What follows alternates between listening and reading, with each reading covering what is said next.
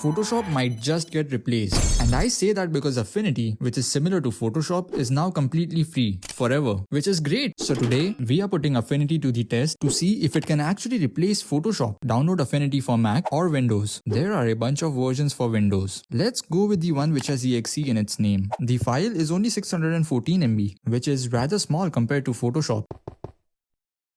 I kinda like the new logo compared to what it was before. Let's open it.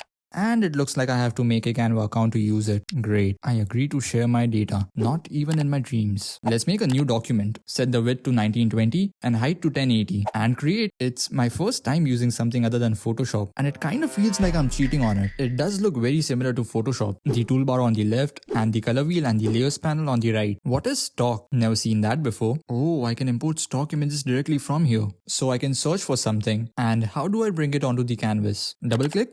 That opens their website. Okay, I can just drag it onto the canvas. That's pretty cool. I also like the navigator panel down here. I can see my entire canvas from here, even when I'm zoomed in. The other big thing is that Affinity merges Photoshop, Illustrator, and InDesign all into this one app, which is insane. Can switch between them from up here. What's Canva AI? Can I generate images? Let's try a frog wearing a suit, reading a newspaper. Generate. Upgrade your Canva plan. So it's a pay-to-use feature. That's not happening. Let's switch back to Pixel. Now in Photoshop, B is a shortcut key for the brush tool. Are the shortcuts still the same here? Well, that's good. And then I can simply paint onto the canvas. It automatically made my stroke smooth. Hold on. I pressed Ctrl and it looks like it's a path which I can edit. That is not what a normal brush would do. Where is my brush tool? There it is. Now it doesn't have nodes. The assistant added a new pixel layer and you are now painting on that layer. So I didn't have to make a new layer. Thank you, assistant. So what's the shortcut key for this brush? That's what I pressed last time. Okay, I want to recreate this thumbnail I made for one of my videos and see how difficult it will be for a Photoshop user who has never touched Affinity before. Let's start by finding the Game Maker logo. Open it in Affinity and drag it into our project. I can't drag it into my project. Guess I'll copy and paste it then. We need to change the color of the logo to white and I would do this by applying a color overlay effect. How do I add effects here? Right click to add effects. Nope. Oh, there it is. Layers effect. This looks so similar to Photoshop, which is a good thing for me. Check color overlay and change my color. Ew, what is this? Give me my color wheel back. Slide it towards white and the black disappears. Look at that. They replaced drop shadow with Gaussian blur. Rest in peace, drop shadow. Also, they call stroke outline here. Let's add it and crank it up to something like 10. Can we add another stroke? Yes, we can. This one's gonna be 30 and instead of a solid color, this time it's gonna be a gradient. Set the gradient colors. That went pretty smoothly and I didn't have to search for any tutorials yet. Let's switch to the rectangle tool. Look at all the shapes they have here. For now, rounded rectangle tool and draw a rectangle. How do I change the color? Okay, it's up here. Using the layers effect, let's add a blue stroke and a stroke emboss to it. There is no stroke emboss. Fine, we'll use something else then. Lastly, an inner glow. Now I do know we can't make smart objects in Affinity, which is a bummer, but we can group our objects. I just zoomed out of the canvas and it makes my logo look all weird. I'm pretty sure it's a bug they can fix. The other part of the thumbnail is the Unity logo. Can we alt drag to duplicate a layer? Yep, let's get rid of all the effects on this layer and change the color to a creamish off-white to make it look dull and old. Now open the Unity logo in Affinity and drag it onto the canvas. We can't drag objects into our project. I want to align the logo within the white rectangle, but I can't find align options. What do these three dots do? Okay, it brought up a bunch of tools. Let's try searching for align options. Nothing. Is it even a tool? Never mind, I'll do it the old-fashioned way. We do have embossing on the rectangle. This time, I'll use inner emboss. Looks good. Now for the background, where is my paint bucket tool? Oh, before that, I want to check out all the shapes because there were a bunch. There is a cat shape. Meow, meow.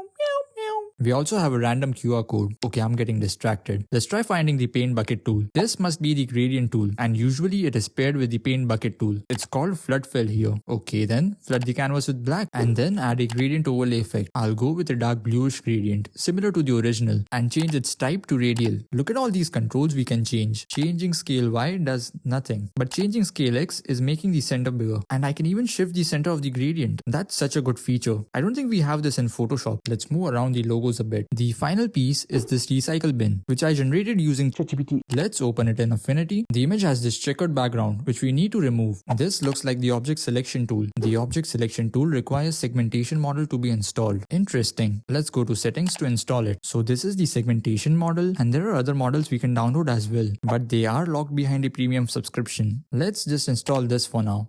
Okay, now how do I use this? My cursor has changed to a clock for some reason. Let's just draw a bounding box around the recycle bin. Nothing happened. My PC has started to lag and Affinity has stopped responding. Yeah, it crashed. I didn't even save my file. Fuck. Let's just start Affinity for now. Restore unsaved file. Yes, thank you Affinity. And it looks like I didn't lose any progress. That's good. Let's try selecting the recycle bin once again. But before that, should we save our project? Nah, we'll be fine. I haven't even selected anything yet and it stopped responding. And I didn't save the project. I am an idiot. Oh, it's working again. Okay. It selected the bin this time. Terrible job by the way. You know what? Let's bring it over to the main project and use the magic wand tool. Huh, it's a shit tool even in this application. Let's just use the pen tool to select the dustbin. Now, how do I turn it into a selection? Oh, there it is.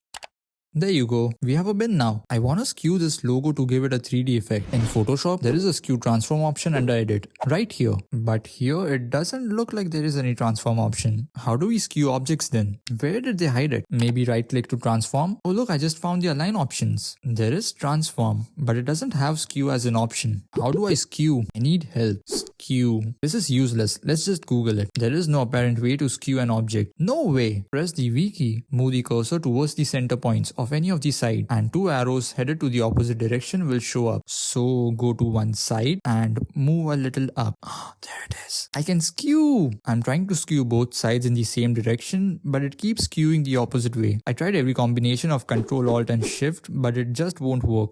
I guess I have no option. Let's just rotate it. The other thing I want to do is to make the recycle bin more bright. Let's try using adjustment layers. Where are my adjustment layers? Let's go to Windows and under General. Okay, it's under Pixel. Most of them look familiar. Let's add levels. Whoa, the interface is very different from Photoshop. I have no idea what I'm doing. Move these handles until I'm satisfied. And then we add HSL. Up our saturation. And yeah, I think that's good enough. There is fire in the background. So let's search for fire. If I remember correctly, I used this one. Bring it into our canvas and resize it. There is a little fire overlapping the logo here. We can do that by duplicating the layer and placing it in front. Now with the eraser tool, we can erase unwanted bit. I just noticed the eraser tool previews what's behind the layer I am erasing. Small feature but pretty neat. There is also a cursor in the thumbnail, so I added that as well. The only thing now remaining is to add that grid background. I can't find any grid shape or grid tool. There must be a quicker way to draw grids. Draw a horizontal line, Alt Shift drag to the next grid line and then press Command J as often as needed. Alright, let's select the line tool. Where is the line tool? There is no line tool. Great. That's not gonna stop me. We will make a line using the pen tool. Before making a grid, disable all these active layers so that we can see the grid better. Now let's make a line, copy to the next grid line and keep pressing Ctrl J. Alright, now do the same vertically and we have the grid. And there you go. That's how you create a thumbnail that can get 2000 views on a video you spend a month making. Amazing. Let's save it. Export. There are a bunch of file types we can choose from. It shows the file size here as well.